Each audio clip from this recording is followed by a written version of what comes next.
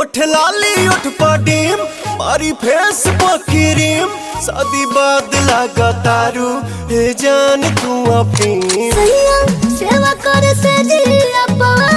करना दूध पी हमें प्रोटीन मिला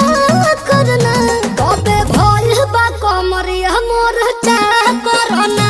तबे भइल बा कमरिया मोर चाह करना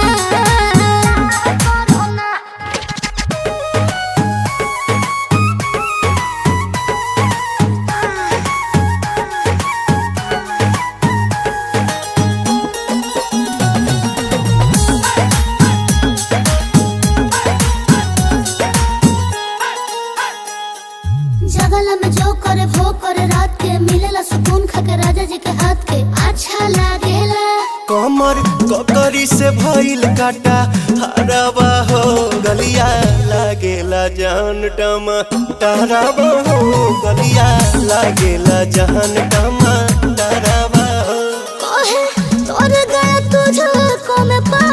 करना अपने खाला पहले हम के खिया करना तबे भइल बा कमरिया मोर चाह करना तबे भइल बा कमरिया मोर चाह करना